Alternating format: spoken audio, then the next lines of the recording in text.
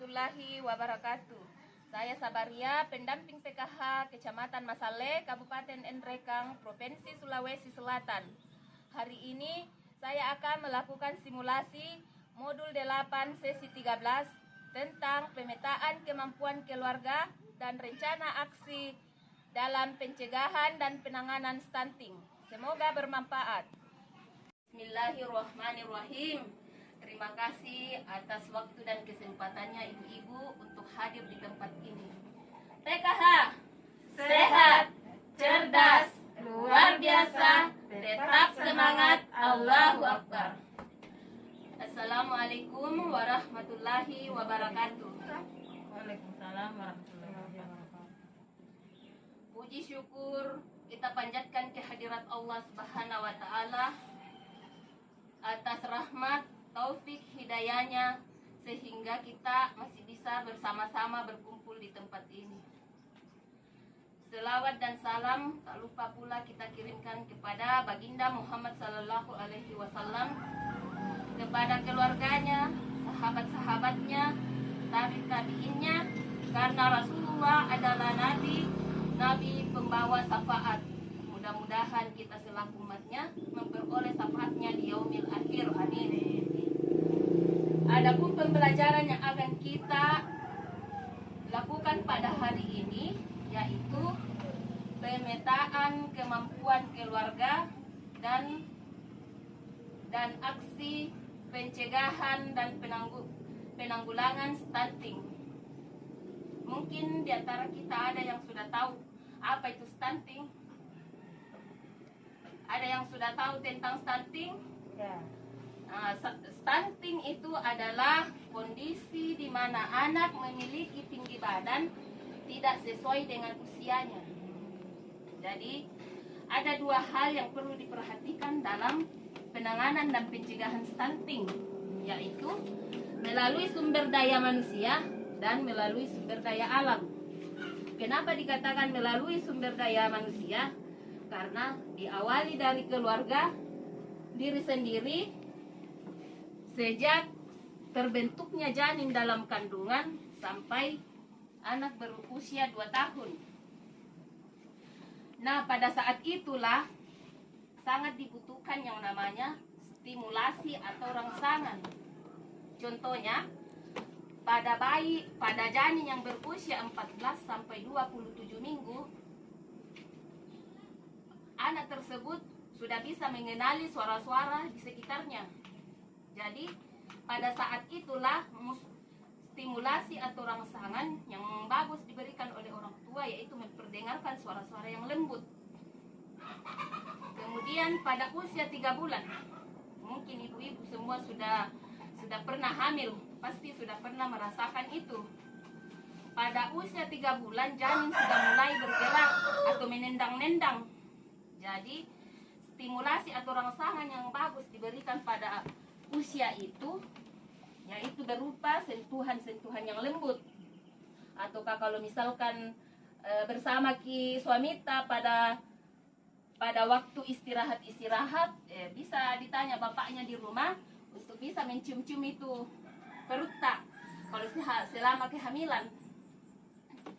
Kemudian pada saat janin berusia 22 minggu atau 5 bulan, janin itu sudah bisa membedakan antara terang dan gelap.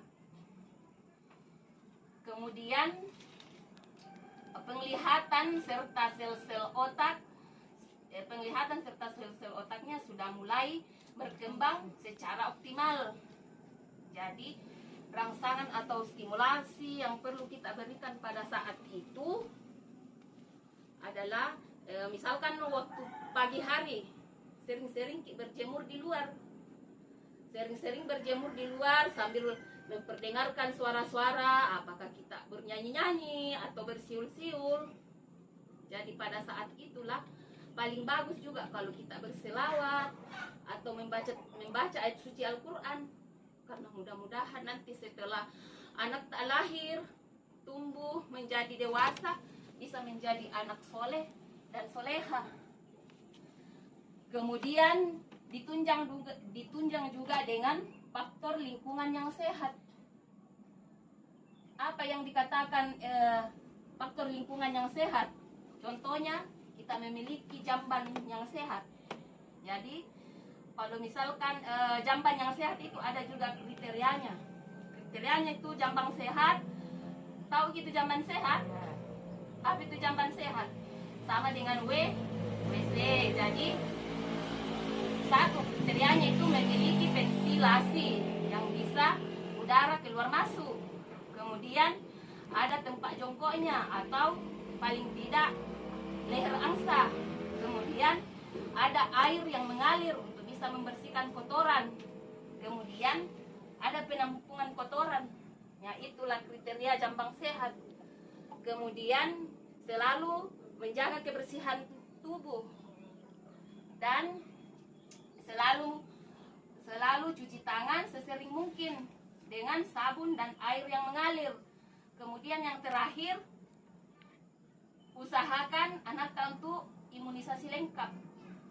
Kemudian selanjutnya itu tentang sumber daya alam, penanganan atau pencegahan stunting itu berasal dari sumber daya alam. Jadi dikatakan berasal dari sumber daya alam karena nutrisi yang diperlukan oleh tubuh itu berasal dari sumber daya alam. Contohnya makanan yang kita konsumsi sehari-hari harus mengandung apa saja? Karbohidrat. Contohnya apa itu karbohidrat? Nasi. Iya, nasi, kentang, kemudian umbi-umbian, jagung dan lain-lain.